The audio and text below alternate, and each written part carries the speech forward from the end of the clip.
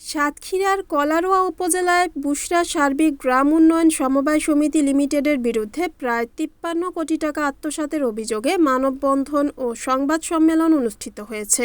বৃহস্পতিবার বিকেলে কলারোয়া বাজারে বুশরা সমবায় সমিতির কার্যালয়ের সামনে এ কর্মসূচির আয়োজন করেন ভুক্তভোগী গ্রাহক ও স্থানীয় বাসিন্দারা। মানববন্ধনে অংশ নেওয়া ভুক্তভোগীরা অভিযোগ করেন, সমিতির ম্যানেজার কামরুজ্জামান প্রায় ৫,০০০ গ্রাহকের আমানতের টাকা নিয়ে আত্মগোপনে রয়েছেন। দীর্ঘদিন ধরে কষ্টার্জিত অর্থ জমা রাখলেও এখন তারা টাকা ফেরত পাচ্ছেন না। এতে অনেক পরিবার আর্থিক সংকটে পড়েছে। বক্তারা বলেন, কেউ চিকিৎসার জন্য, কেউ সন্তানের লেখাপড়ার জন্য, আবার কেউ ভবিষ্যতের সঞ্চয় হিসেবে এই সমিতিতে টাকা জমা রেখেছিলেন। কিন্তু হঠাৎ করে সমিতির কার্যক্রম বন্ধ হয়ে যাওয়ায় গ্রাহকদের মধ্যে চরম হতাশা ও ক্ষোভের সৃষ্টি হয়েছে। সংবাদ সম্মেলনে ভুক্তভোগীরা প্রশাসনের জরুরি হস্তক্ষেপ কামনা করে বলেন, দ্রুত তদন্তের মাধ্যমে জড়িতদের আইনের আওতায় এনে গ্রাহকদের আমানতের টাকা ফেরতের ব্যবস্থা করতে হবে। অন্যথায় তারা আরও কঠোর কর্মসূচি দিতে বাধ্য হবেন বলেও হুঁশিয়ারি দেন। এ সময় স্থানীয় গণ্যমান্য ব্যক্তি, বিভিন্ন শ্রেণী পেশার মানুষ ও ভুক্তভোগী গ্রাহকরা উপস্থিত ছিলেন। আমি শাহিনা, আমি বুশরা সমবায় সমিতিতে ২.৫ লক্ষ টাকা চেয়েছি। আমি একটা মহিলা মানুষ, গৃহিণী। আমার কাছে টাকাটা নিয়েছে আমার লাভের কিছু কিছু প্রফিট দেওয়ার আশায়। সেই কারণে আমি টাকাটা তাদের কাছে চেয়েছিলাম। আমার জুন মাসের থেকে তারা একেবারে লাভ অংশ বন্ধ করে দিয়েছে। সেই থেকে আমি তাদের সাথে কোনো যোগাযোগই করতে পারিনি। তারা আমার সাথে কখনো যোগাযোগ করে না। আমি যখনই ফোন দেই তারা ফোন বন্ধ রাখে এবং তারা অফিসে তালা আটকায় রেখে দিয়েছে।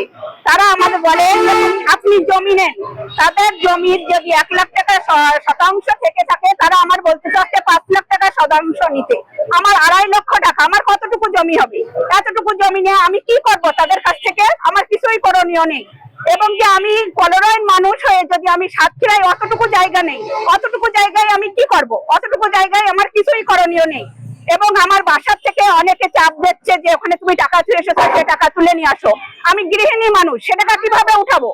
আমি একদিন উপজেলায় আসছিলাম, সেখানে এসে দেখি যে এখানে ভ্যান চালক, রিক্সাওয়ালা, লোকের বাড়ি কাজ করায় এমনও লোক আছে যে তারা এখানে টাকা ছুঁয়েছে। এবং কামরুজ্জামান এমন ভাবে আমাদের কাছ থেকে প্রতারণা করে টাকাটা যে নেছে, সে বলার কথা না। সে প্রত্যেকটা মানুষের বাড়ি বাড়ি মোটরসাইকেলে করে যে টাকাগুলো নিয়ে এসেছে। এখন সে ফোন ধরে না এবং কি সে এখন এখান থেকে পালাতক, আমাদের টাকা নিয়ে সে চলে যাওয়ার উদ্যোগ নিয়েছে। এই কারণে সে অফিসে তালা মেরে দিয়েছে। আমরা সাতক্ষীরায় যেতে পারি না, মহিলা মানুষ এত সংসার ফেলে শুয়ে।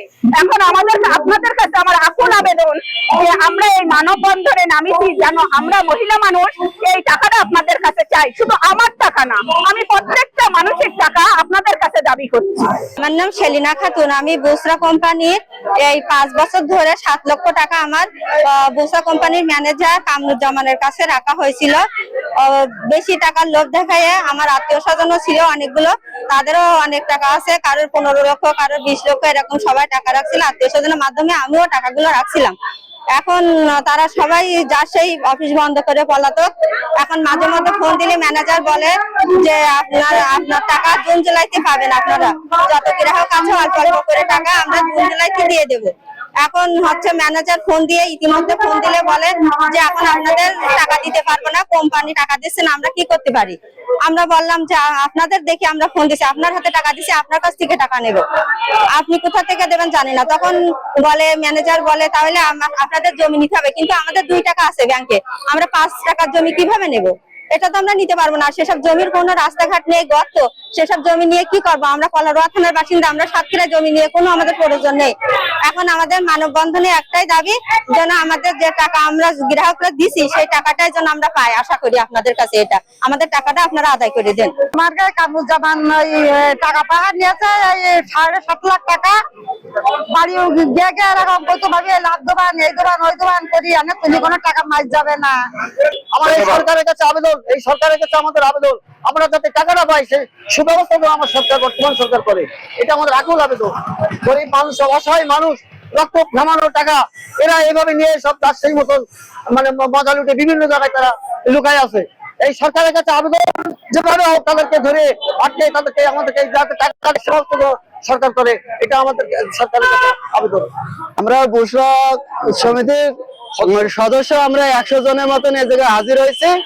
আমরা হাজিরাই সবাই টাকা পাবে, কেউ 7 লাখ, কেউ 10 লাখ, কেউ হলো 5 লাখ, কেউ 2 লাখ, এরকম করে টাকা পাই। কিন্তু আমাদের প্রতিদিন ঘোরাচ্ছে, প্রতিদিন ঘোরায় আমাদের রুমে বাড়াই যাচ্ছে।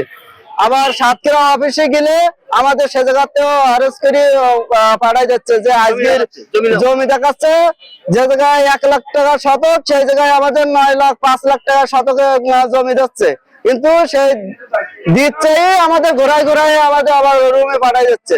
আমাদের একটাই দাবি, আমাদের টাকা আমাদের ফিরিয়ে দিতে হবে।